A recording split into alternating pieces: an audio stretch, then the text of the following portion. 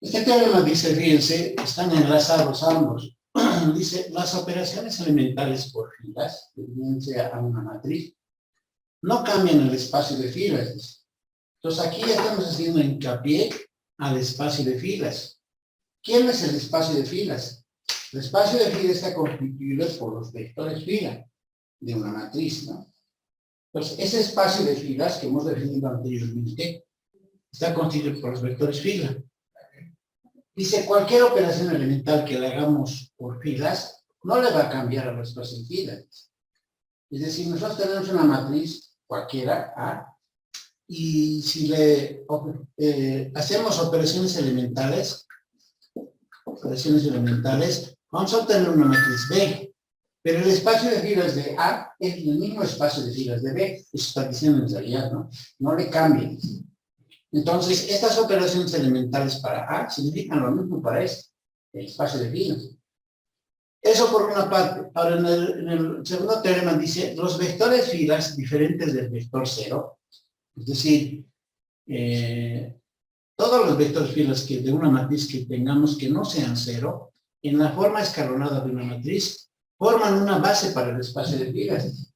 O sea, son matrices de algún tipo donde podamos generar este espacio de filas, ¿ya? Entonces, por ejemplo, fíjense, determine una base para el espacio de filas,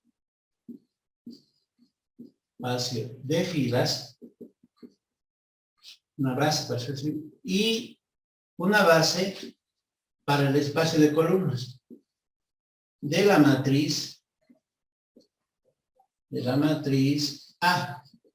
Y esta matriz A para nosotros va a ser lo siguiente. Esta matriz, por ejemplo, fíjense, es 4 por 5, ¿no? 4 por 5 es la matriz. Entonces, dice, alguien determine una base para su espacio de filas y para su espacio de columnas, ¿no? Entonces, ¿cómo vamos a proceder? Dice, en este teorema dice, las operaciones elementales que le puedes hacer a las filas no van a cambiar el espacio de filas. Nosotros podemos hacer operaciones elementales en esta matriz para hallar el espacio de filas.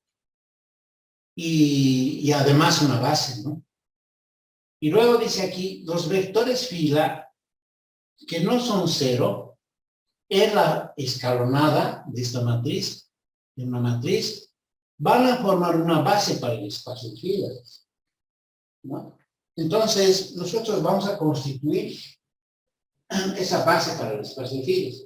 ¿Cómo? Haciendo operaciones elementales y buscando los que no son ceros. Entonces, solución, lo que tendríamos que hacer simplemente escalonar, ¿no? Porque llevar a la forma escalonada, ¿no? Entonces, además aquí dice, vamos a escoger primero vectores fila, una forma escalonada, y que no son ceros, ¿no?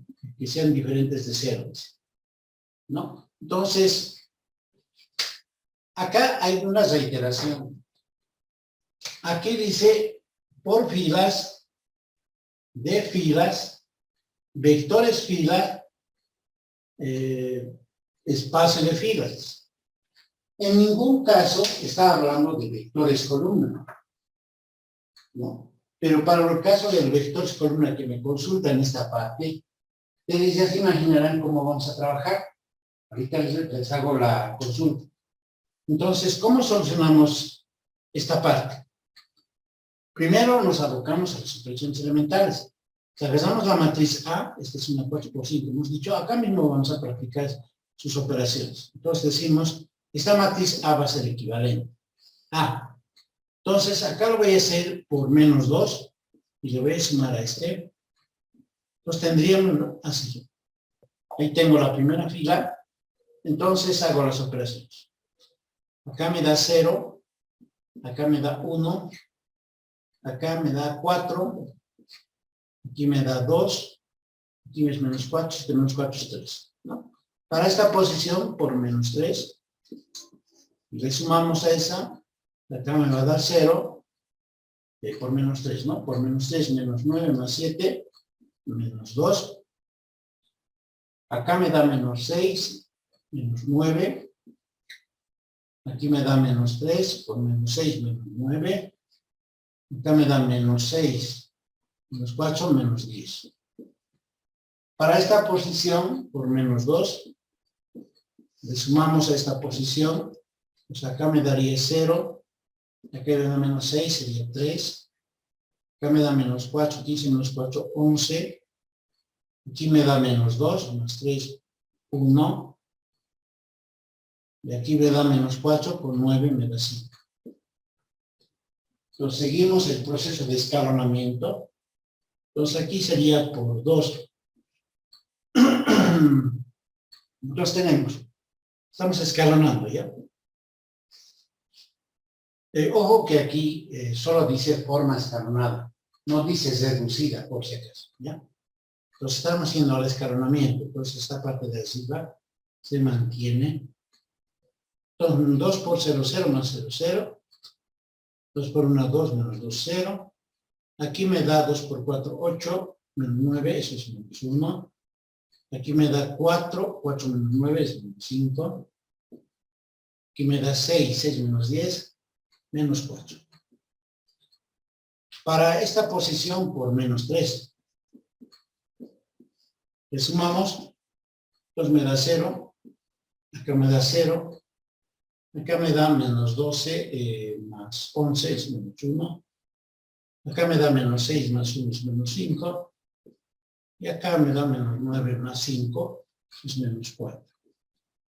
Entonces, seguimos escalonando. Buscamos un pivote, en este caso, ese que está como valor negativo. Os digo aquí por menos 1 y le sumamos, ¿no? Entonces va a ser equivalente esto. Continúa abajo, obviamente. 1, 3, 2, 1, 2. 0, 1, 4, 2, 3. Y en esta sería 0, 0, menos 1, menos 5, menos 4. Pues hacemos operaciones, aquí me da 0, aquí me da 0, y aquí me da 1, menos 1 sería 0. Aquí me da 5, aquí es 0 y 0. No, entonces para ganar tiempo y espacio por menos 1, esto va a ser positivo. ¿Cierto?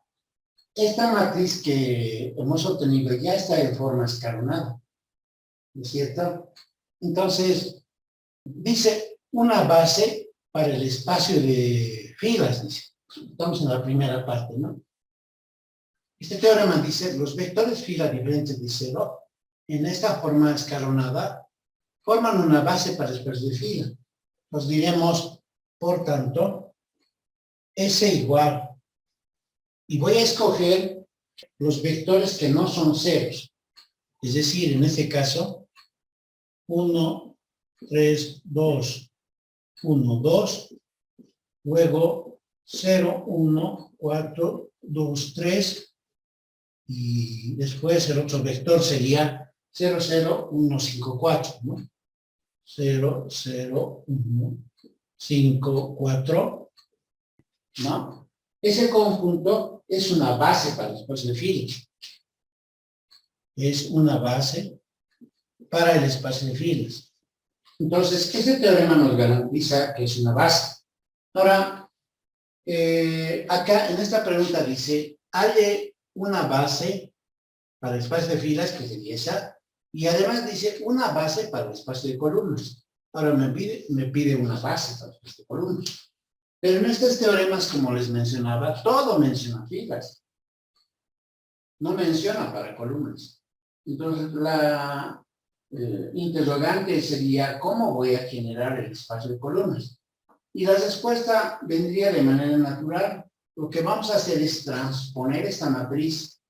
Al transponer, las columnas se van a volver filas.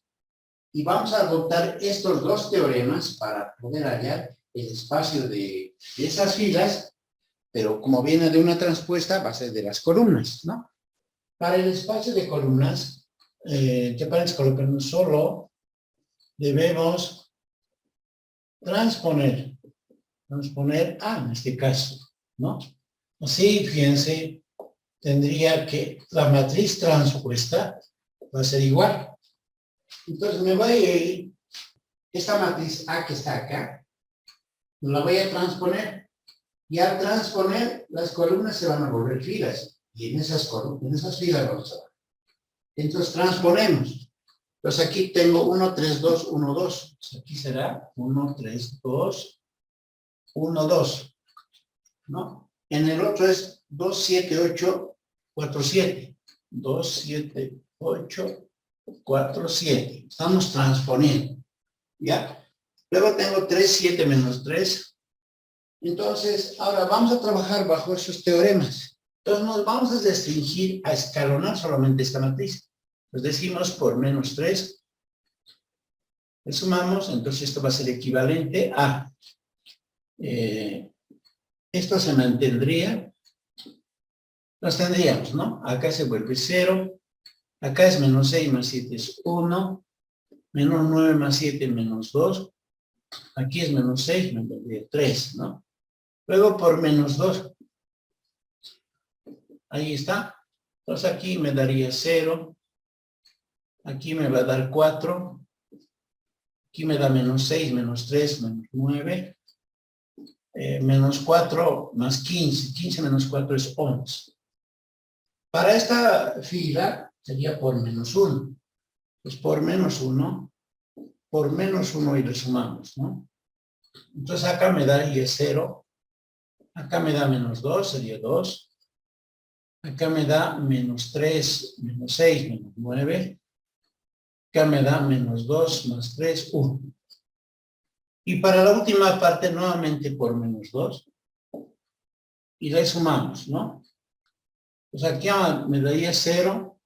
Acá es menos 4, me daría 3. Acá me da menos 6, menos 4, menos 10. Y luego acá tengo menos 4, sería 5.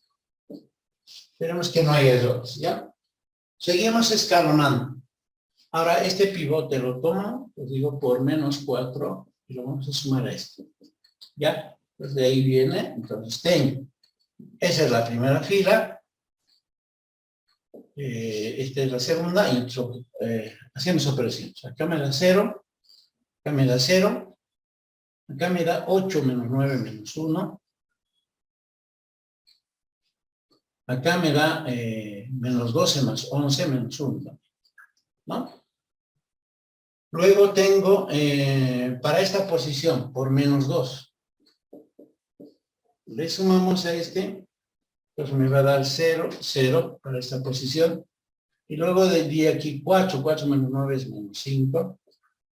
Y aquí me da menos 6 más 1 es menos 5.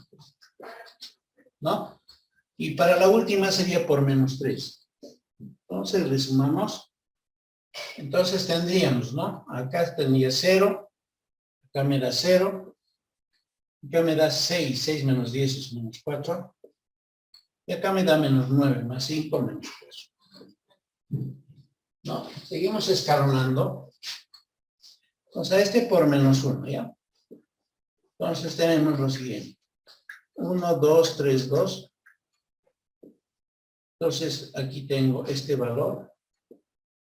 Entonces, este valdría así, ¿no? 0, 0, 1, 1. Y este lo vamos a copiar. 0, 0, menos 5, menos 5, 0, 0, menos 4, menos 4. Hacemos operaciones. Este por 5, le sumamos a este. Entonces, tenemos 1, 2, 3, 2. 0, 1, menos 2, 3, ¿no? Entonces, bueno, este más 0, 0, 1, 1. Entonces hacemos operaciones y obviamente nos va a dar puros ceros, ¿no? Para esta fila, entonces sería por 4 y le sumamos y entonces nos va a dar lo mismo, puros ceros. Entonces, de aquella matriz escogemos los vectores que no son ceros. Entonces le vamos a llamar S. Pues va a ser el vector 1, 2, 3, 2. El vector 0, 1 menos 2, 3. Y el vector 0, 0, 1, 1. Y este conjunto constituye una base para el espacio de filas de esta matriz. Pero como viene de la transpuesta, es una base para el espacio de columnas. Entonces diríamos así, es una base para el espacio de columnas de la matriz A, ¿no? De A. ¿Ya? Entonces, ese conjunto es una base. Como esta es una base para el espacio de filas, para el espacio de columnas, perdón, entonces, ¿cuál será la dimensión del espacio de columnas? Entonces, eso más a ver colocaremos. Además, la dimensión del espacio de columnas. ¿Cuánto vale la dimensión? En este caso. 3, Inge. 3, ¿por qué? Entonces ahí estamos aprovechando esa situación ya. Entonces, si es así, fíjense, en este caso que hemos resuelto también ahí bajito, para el espacio de filas, diríamos lo propio, ¿no? Además, la dimensión del espacio de filas, en este caso va a ser igual también a 3, ¿no? 1, 2, 3, mis compañeros dijo. Pero fíjense que en este ejemplo, para esa matriz en particular, pues hemos hallado una base para el espacio de filas y una base para el espacio de columnas. Pero en ambos casos, las dimensiones en este caso, no ha sido una coincidencia, son los mismos, o sea, como dimensión. Entonces, un teorema para eso que nos aplica esa situación es el siguiente. Teorema en una matriz A, la dimensión del espacio de filas y el espacio de columnas, es el mismo. O sea, hablando como dimensión, ¿no? Como hemos visto, cuando hallamos la dimensión de cada espacio de filas y de columnas, nos va a dar lo mismo siempre, ¿no? Vamos a ver en otro ejemplo que en efecto es así, ¿ya? Otra de las situaciones que podemos mencionar como definición en este caso es lo siguiente. Definición. Vamos a hablar del rango de una matriz. La dimensión del espacio de filas de una matriz A, ¿no? De A, si le ponemos de una matriz A, bueno, entre paréntesis aquí, o el espacio de columnas, porque son lo mismo, ¿no? Espacio de columnas. Pues diremos la dimensión del espacio de filas o de columnas se va a llamar, se llama, o bueno, se denomina, ¿no? Se llama el rango de la matriz A, en este caso. Y vamos a denotar rango de A. Así, ¿ya? Entonces, para hallar el rango de una matriz A, simplemente tenemos que hallar una base para el espacio de filas o de columnas. Y la dimensión, y el número de vectores que va a determinar esa base nos va a determinar la dimensión del espacio de filas o de columnas. Y a ese valor le llamamos rango de la matriz A. ¿Estamos? En el anterior ejemplo, el rango de A era 3. Ese es su rango, ¿ya? El rango determina el número de elementos de una imagen bajo una función. Entonces, el rango de esa matriz A, en este caso, era 3, porque era la dimensión del espacio de esa parte, ¿no? Este teorema va a ser esencial para transformaciones lineales. Entonces, dice lo siguiente. En el sistema AX igual a B, B no cero, pues es decir, este es un sistema no homogéneo. Dice, bueno, está mal. El sistema, mejor así, teorema, el sistema AX igual a B es igual a 0, y es consistente Diremos sí, solo sí. B está generado, así colocaremos, está generado por el espacio de columnas de A. Entonces, fíjense que en este teorema, por ejemplo, ya está enlazando lo que es el análisis de un sistema no homogéneo a través del espacio de columnas. ¿Ya? Entonces, ¿de qué manera nos va a servir esto? Por ejemplo, fíjense, por ejemplo, si tuviéramos una matriz, un sistema no homogéneo, digamos acá nos daremos a ver 2x más y menos 3z igual a 1, y luego tendríamos a ver x menos y más z igual a 3, digamos. Bueno, este es un sistema no homogéneo, ¿no? Entonces, dice que aquí este conjunto B, esta matriz B en todo caso, ¿no? B, de acuerdo a este ejemplo, diría así, ¿no? 1, 3, ¿no? En este va a ser consistente, dice. Bueno, salvo que no sea consistente, ¿no? Entonces, digamos, este es consistente, entonces B va a estar generado por el espacio de columna. 1, 3 está generado el espacio de columnas de A, de la matriz A. ¿Quién sería la matriz A? En nuestro caso, la matriz A sería esta, ¿no? 2, 1, menos 3, 1, menos 1, 1. Esa es la matriz A. Pero allá su espacio de columnas de esta matriz nos va a determinar un conjunto, ¿no? Y hay que buscar la forma escalonada. Entonces, eso está diciendo en realidad, ¿ya? Pero esto va a ser de manera objetiva más precisa para transformaciones lineales. Como que vamos a estudiar esa parte. Capítulo 5 corresponde a transformaciones lineales. Una transformación, en realidad es una función, porque lo que va a pasar es que, digamos, ¿no? Si vale la expresión, va a transformar, digamos, algunas matrices o algunos vectores en tipo de expresiones que nos permitan desarrollar algunos conjuntos particulares. Entonces, para eso, de inicio vamos a estudiar lo que es función vectorial. Entonces, acá colocaremos función vectorial. Fíjense, en realidad el término función no es más que el concepto que hemos manejado en cálculo 1, ¿ya? Entonces,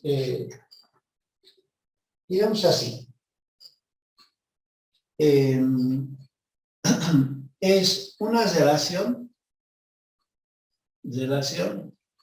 fíjense que aquí vamos a manejar, como son vectores ya, en los números reales manejábamos, digamos, cuando decíamos función real de variables real, digamos así, ¿no? De R en R, entonces nuestras funciones que manejábamos en F, G, H, ¿no es cierto?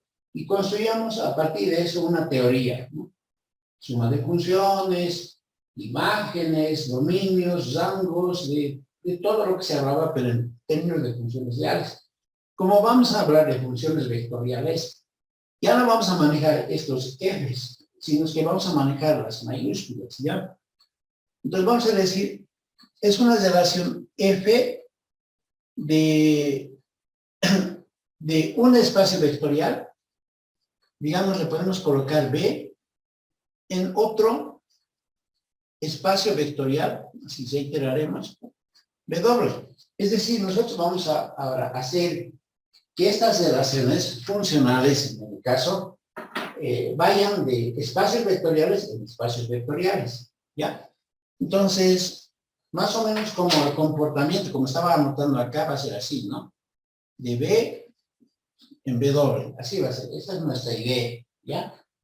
Entonces, una de las, dice, una de las F es una función vectorial, coma, si cumple las condiciones de existencia y unicidad de sus elementos. En este caso de la función, ¿no? Entonces, a ver, vamos a hacer una especie de enlace entre lo que manejábamos el concepto de función y el concepto de función vectorial. Fíjense. ¿Qué era una función? Pensamos en ese término, ¿no? Pues decimos, acá tengo un conjunto y acá tengo otro conjunto, ¿no?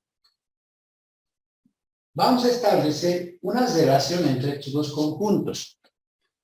A esa relación le llamamos una correspondencia entre elementos. Empezaremos con ejemplos básicos. A ver, digamos, esta función ahorita no es tal, ¿no? Digamos, una relación. Relación, ¿ya? Antes de que se convierta en función. Digamos, aquí tuviéramos tres elementos, digamos aquí, qué sé yo, así. Entonces hacemos una relación, este con este, este con este, este con, digamos, con el 4 y vamos ahí. Esta de acá es una relación. Solamente es una relación correspondiente, ¿no? A este le corresponde el 1, a este 2 le corresponde el 2, a este 3 no le corresponde nada, a este 2 le corresponde otro valor 4. Simplemente estamos haciendo una relación. Podemos generarnos distintos tipos de relacionamientos. Por ejemplo, si nosotros hiciéramos el relacionamiento entre, digamos, las notas de los estudiantes de un paralelo, digamos, aquí tengo nombres A, B, C, D, digamos, pues digo, A se ha sacado una nota de 51, B se ha sacado una nota de 51, C se ha sacado una nota de 80 y D se ha perdido, digamos, ¿no? Entonces, ¿qué estoy estableciendo? Una relación de notas de los alumnos, que son nombres en este caso, en valores numéricos, ¿no? Por ejemplo, esta relación de notas de los estudiantes no es funcional. ¿Por qué? No funciona, si quieren. Porque este estudiante no tiene correspondiente. Además, no es funcional porque para que sea función, bueno, digamos esta, bueno, me estoy equivocando aquí. Digamos, aquí tengo 60 y el alumno A se ha sacado 51, pero dice que también se sacó 60. Y no tienes razón de ser. Esta relación, por ejemplo, para que sea funcional, para que funcione, si quieren, este alumno debería de tener su nota. Pero este estudiante A, acá tiene dos notas y eso no puede ocurrir. Entonces, esta relación ya no funciona, si quieren, como tal. Entonces, para que esto sea funcional, tiene que ser otra característica.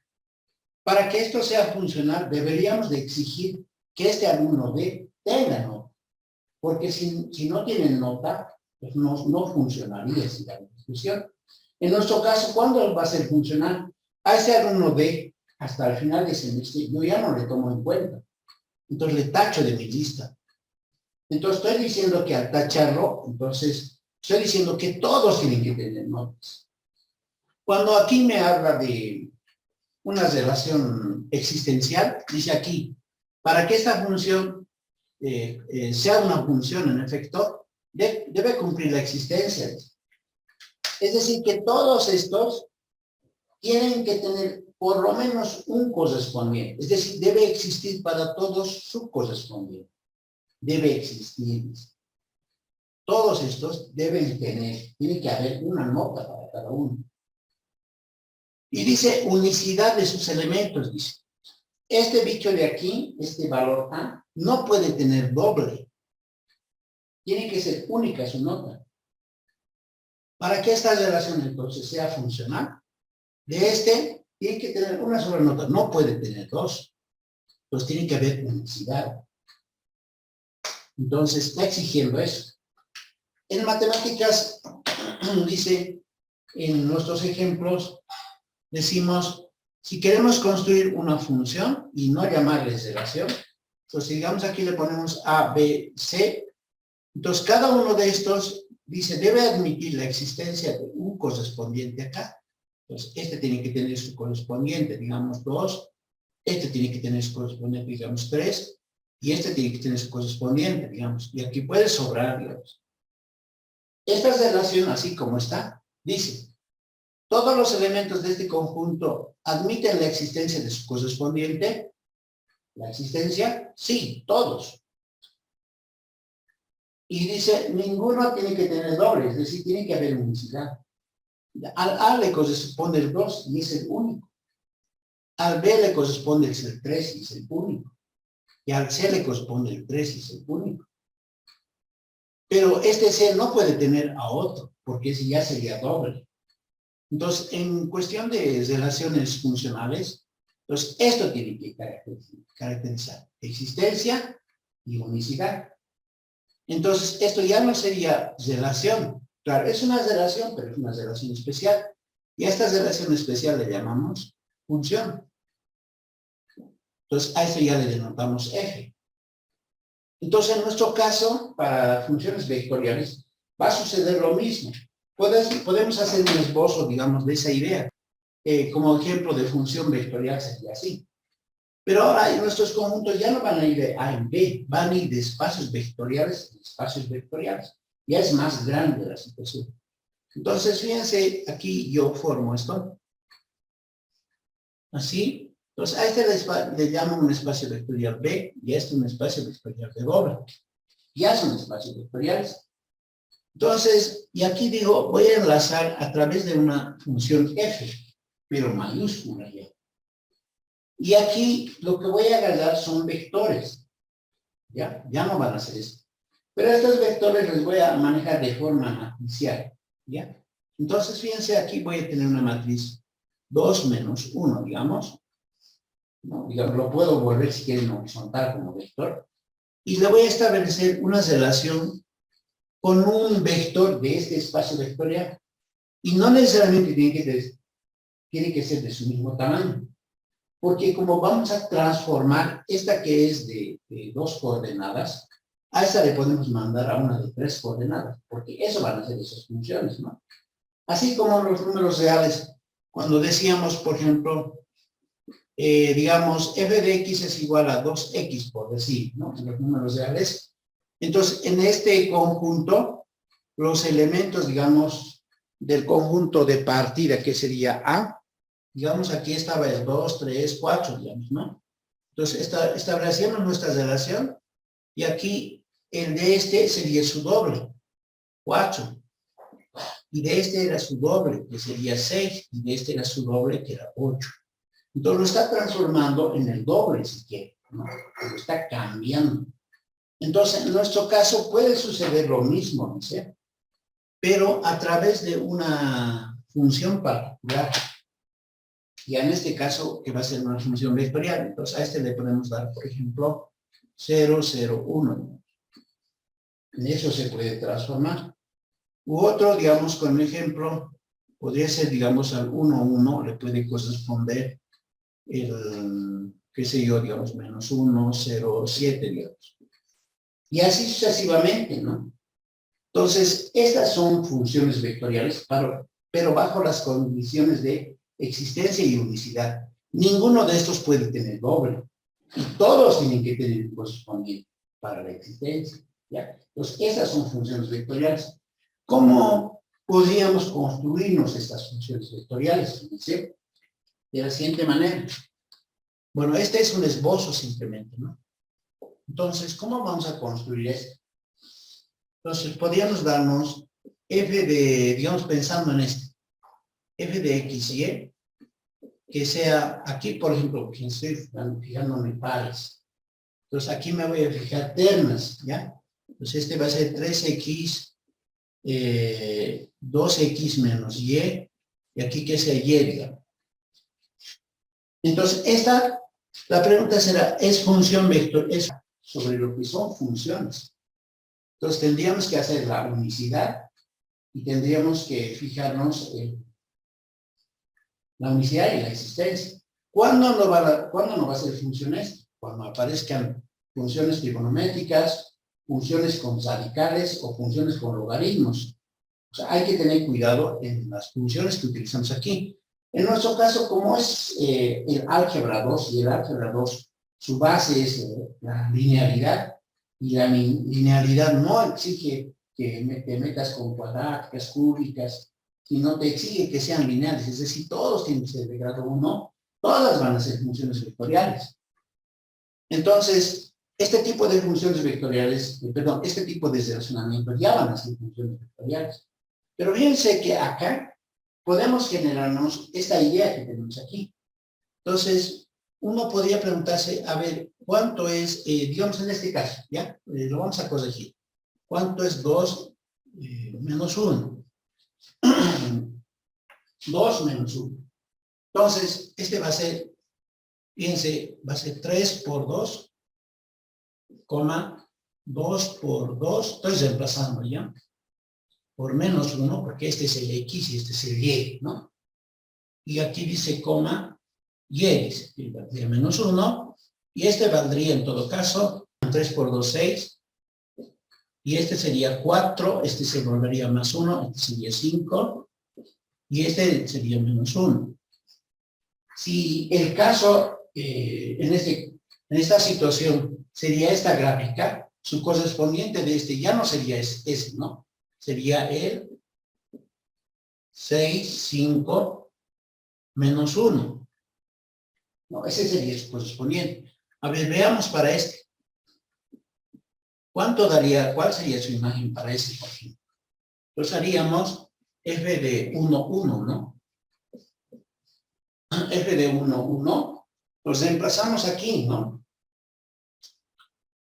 Entonces aquí le ponen 1, aquí 1, y aquí 1 también, ¿no? Porque en ambos casos vale 1. Entonces aquí vendría 1. 3, 1, 1 sería, ¿no? Así sería. Aquí sería 3, 1, 1. Obviamente, la generación de estas imágenes para estos espacios nos va a dar una infinidad, obviamente, ¿no? Una infinidad nos va a dar. Nosotros podemos crearnos diferentes imágenes en ese sentido. Se va a meter como hemos hecho ya en esta parte de espacios vectoriales, en lo siguiente, ¿no? ¿Se acuerdan? Digamos, B espacio vectorial. Entonces decía, para su espacio particularmente, ¿no? Dice, tomas U y B en B, entonces U más B está en B. Como característica principal de lo que hemos estudiado los espacios vectoriales, en este caso de la ley interna entre vectores de un espacio vectorial. Y la segunda, bueno, esta es una, ¿no? Un puntito le pondremos, y la otra decía, si tomas un U en B y tomas un escalar, un número real, entonces decía, K por U también está en B, decía, ¿no? Más o menos así decía, ¿no? Entonces, estas definiciones que aquí están metidas para espacios vectoriales se van a meter también en transformaciones, porque las transformaciones simplemente son correspondencias entre espacios vectoriales. Entonces diremos, definición, sea f de b en b doble, una función vectorial. Dice, con b y b doble, espacios vectoriales. Luego, diremos que f es una transformación lineal, y la vamos a especificar entre paréntesis t.l, transformación lineal, ¿ya? Si cumple dos condiciones solamente. Fíjense, acá, ¿no? Me estoy basando justamente en el marco de lo que estudia los espacios vectoriales. Esta suma y este producto. 1, f de u más b, fíjense que estoy pensando en la suma, dice que es f de u más f de b. Es como si lo desglosara, digamos. Y la segunda condición dice f de k por u, dice. Y este k para mí es escalar. Entonces dice que el k puede salir y me quedo con f de u. Si una función vectorial cumple estas dos condiciones, se llama transformación lineal. A nosotros nos va a interesar transformaciones lineales especiales. Esas transformaciones lineales especiales que textos de estudio